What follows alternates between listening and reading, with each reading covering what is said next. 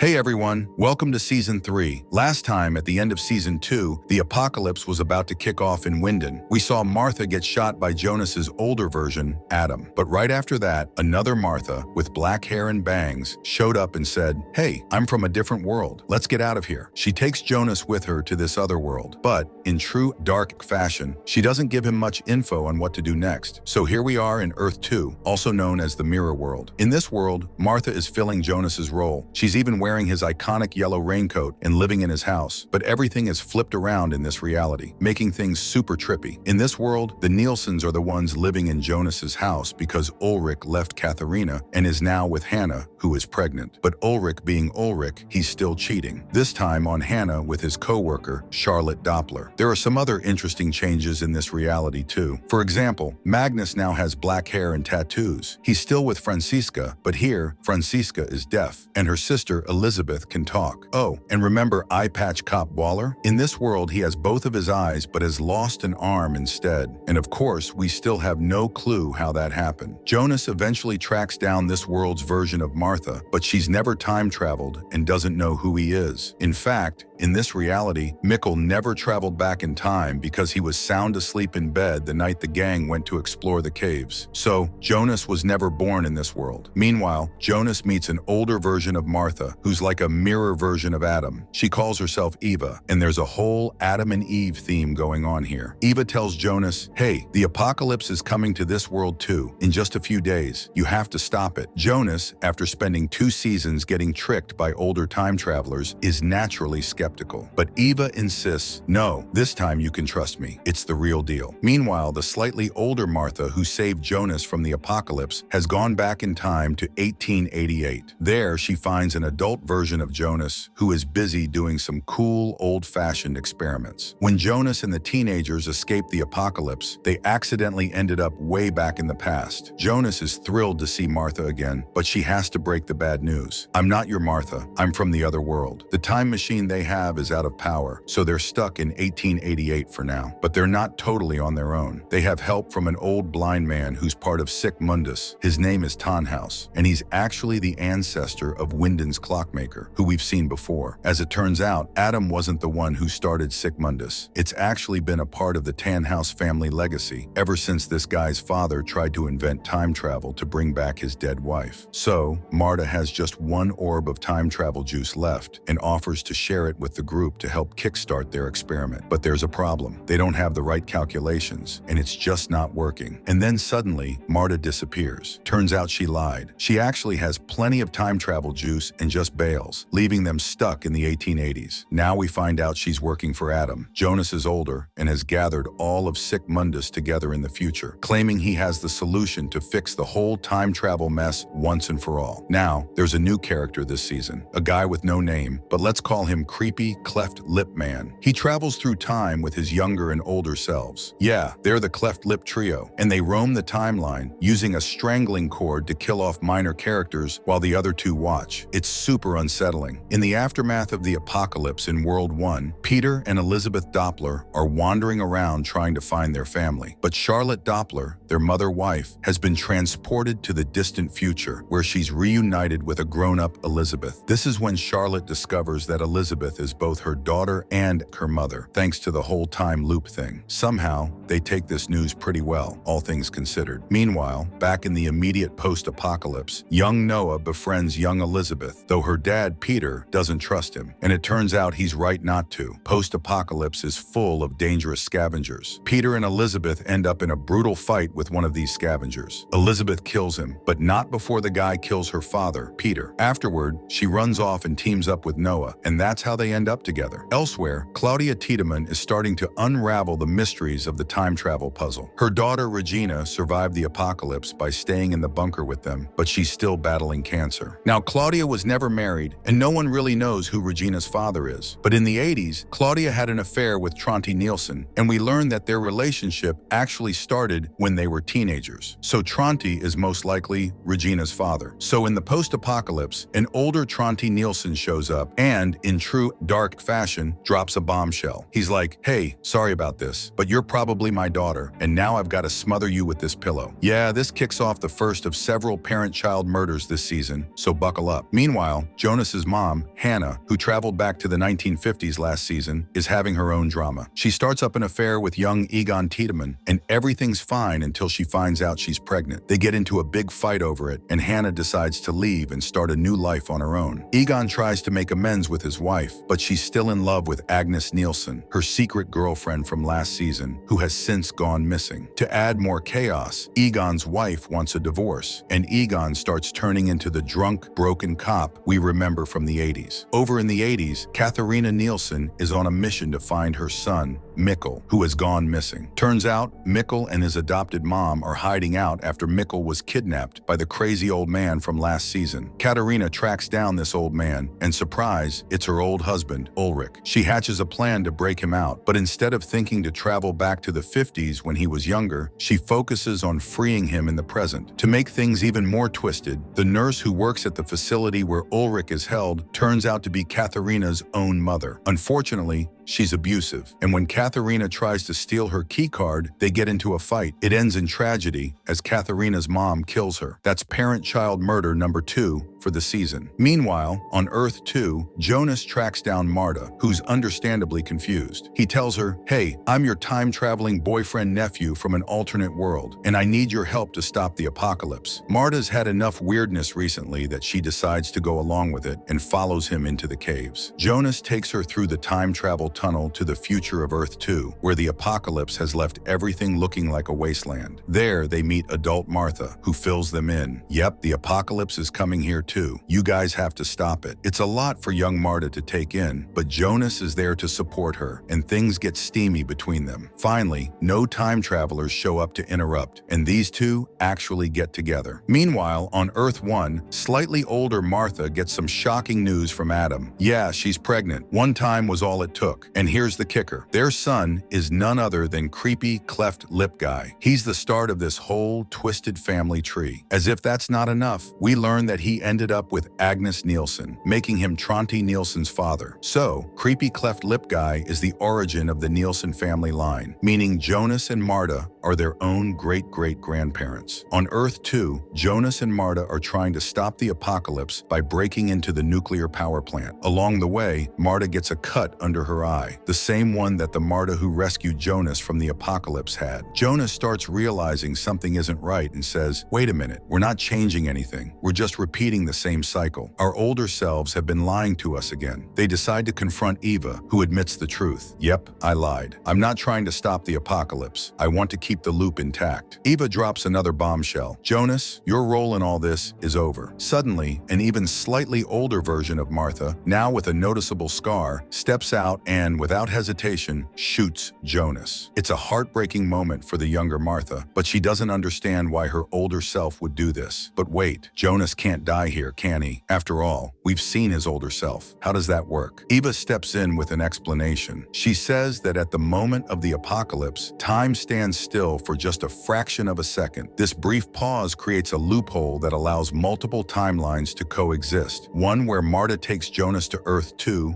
and another where he survives, hides in the basement, and eventually grows into his older self. It's all thanks to quantum entanglement, apparently. Makes sense, right? Well, sort of. Now, on Earth 2, the day of the apocalypse has arrived, and it's happening much sooner here because the investigation into the power plant went faster. For instance, Alexander Tiedemann comes clean about his fake identity, but it has nothing to do with time travel. He just accidentally killed a guy and assumed a false identity. Normal stuff. He also confesses about the radioactive waste, and they open the barrels much earlier. So it's apocalypse time. Marta, the blonde version, is racing to stop it alongside Earth 2 Bartosz, who now has long hair. But this is Adam's big moment. He's sending all of Sic Mundus back to key points in the timeline to interfere. Older versions of Magnus and Franziska are among them, and they confront Marta saying, sorry, Eva lied to you. If you come with us and work for Adam, we can actually stop the apocalypse for real. Marta then catches up to her slightly older self, the one who originally saved Jonas from the apocalypse, But now, in the future, Adam has her tied up. He reveals that he's been searching for the origin of all this chaos for 66 years, and it turns out it's their baby. Really sorry about this, he says, but the only way to fix the timeline is to sacrifice you. With the apocalypse in full swing, Adam uses its power, and Marta is disintegrated in the process. But after all that, nothing changes. Adam doesn't disappear because Ava has her own plan. While Adam wants to break the cycle, Ava wants to preserve it. She believes that even a looped existence is better than nothingness. So she sends an older Bartosz to rescue his younger self and find Marta just before she's about to save Jonas. Bartosz tells Marta, "Adam's going to betray you. You need to come with me." Thanks to the time loophole,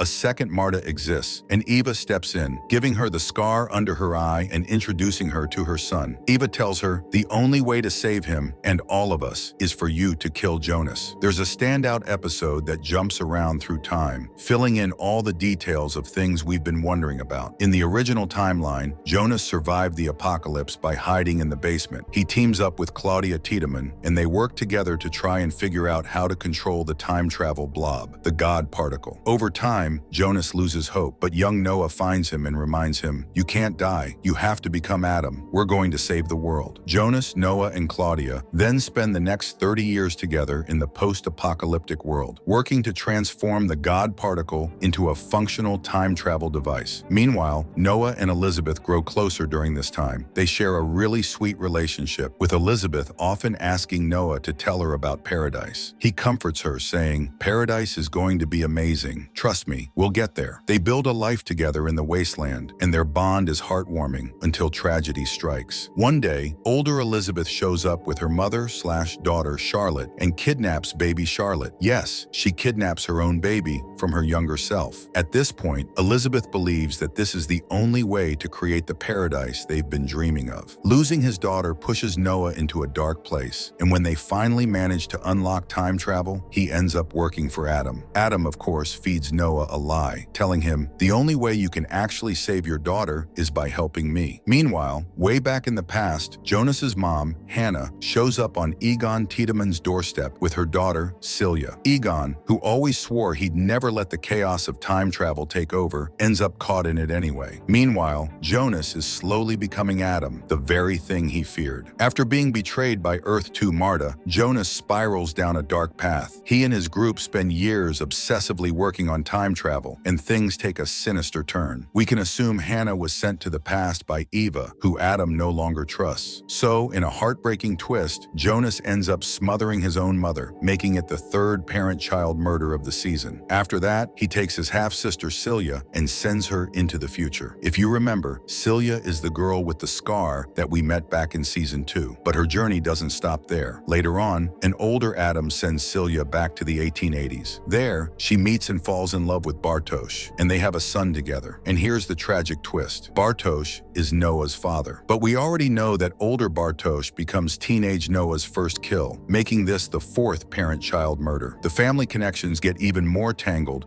when we remember that Noah's sister is Agnes Nielsen, who ends up having a son, Tronte, with Marta and Jonas's child. So Bartosz plays a major role in the family tree, shaping the fate of several key characters. As all of this unfolds, our characters slowly grow into the versions of themselves we've seen in seasons 1 and 2. They believe they're making real progress this time, that they're actually going to save the timeline. But tragically, their stories follow the same dark paths as before. In the end, Jonas, consumed by his desire to erase the loop, kills Marta and their unborn son in a desperate attempt to fix the timeline. But of course, it doesn't work. And just when it seems all hope is lost, who should appear but old Claudia Tiedemann, the ultimate time travel master, sneaking around the corner with yet another plan in mind. Claudia explains to Adam why his plan didn't work. Since he grabbed an alternate version of Martha, their baby still exists, keeping the loop going. But there's still hope because there's a big twist. There aren't just two Earths, there's a third. In hindsight, the whole show has hinted at things happening in threes. Earlier, Claudia's Earth 2 version recruited her to work with Eva to keep the loop intact. But Claudia wasn't happy with that because no matter what, her daughter Regina always dies. In a dark twist, Claudia was actually actually the one who sent Tronte Nielsen to kill Regina, hoping it would push her younger self to find a way to fix everything. It turns out Tronte isn't Regina's real father, which means she's not tied to the crazy time travel family tree. If Claudia can break the loop, Regina can live. To do this, Claudia kills her Earth 2 double and secretly takes her place on Eva's team. She spends years moving between both worlds, learning everything about them, and eventually realizes there's a third world, the origin world. The real cause of the time loop comes from Tannhaus, the clockmaker. After his son and family died in a car crash, Tannhaus tried to invent time travel to bring them back. He succeeded, but instead of saving them, he accidentally split his world into two and created the wormhole that links the timelines. Claudia explains that if they can go to the origin world and stop Tannhaus's family from dying, they can prevent the timeline split and finally end the loop. Back during the Earth 1 apocalypse, Adam has a change of heart. He creates a new timeline and goes back to moments after Jonas shot Martha. Instead of leaving things as they are, Adam pulls Jonas out of there and says, "I'm sorry for everything. I've realized I was the bad guy all along. I know I've lied to you before, but this time we can really fix it." Jonas then finds Earth 2 Martha just before Sic Mundus is about to recruit her. In a dramatic move, he tackles her while holding the time machine, sending them both through time. For Earth 2 Martha, it's a shock because she just watched Jonas die, and now here's another version of him she's never met. Meanwhile, for Jonas, it's his first time meeting this version of Martha, and now they have to work together to finally break the cycle. But Jonas and Marta have a deep connection, and despite everything she's been through, she's willing to follow him into the caves again. At the exact moment when Tannhaus Prime activates his machine, it creates a passage, and boom, they enter the real world. We see Tannhaus having an ordinary argument with his son, who insists on driving home, even though it's dark and rainy. Suddenly, Jonas and Marta appear in the road. For a second, it looks like they might cause the car accident that started everything, but thankfully, that doesn't happen. Tannhaus's son asks, "What are you two doing in the middle of the road?" And Jonas replies, the bridge ahead is closed." This small moment changes everything. Tannhaus's son goes back home and decides to leave in the morning instead, which means they don't die in a car crash. Because of that, Tannhaus never tries to invent time travel, and the whole loop is avoided. As this happens, Jonas and Marta begin to fade away, disappearing like they've been Thanos snapped out of existence. Before they go, Jonas says, "We're a perfect match. Never believe anything else." With that, both Jonas and Marta fade from existence, and the two worlds we knew, the tangled mess of time travel, are erased, which is actually a good thing because those worlds were full of pain and tragedy. Jonas and Marta's sacrifice saves everything, but it's all thanks to old Claudia Tiedemann, who figured out how to fix the loop. Now, in the present of the one and only real world, the characters who weren't part of the time travel family tree are living normal, happy lives. This includes Regina, Claudia's daughter, who's alive and well, as we see in a family photo. Her father turns out to be old Bernd Doppler. It's a little creepy since he was much older than her when she was young, but in this world, they seem happy together. And hey, a 25-year age gap is nothing compared to being your own great-great-grandparents. In this world, Hannah is living with eye patch cop Waller. He's lost his eye, but otherwise, he's okay. Just as we're about to find out how he lost it, the power goes out. Hannah sees a yellow rain jacket and gets this strange feeling of deja vu, but then shrugs it off, thinking it's nothing. She's also pregnant and thinks to herself, maybe I'll name the baby Jonas. And that's how Dark Season 3 ends. Thanks for watching, and don't forget to hit that subscribe button for more of the best recaps.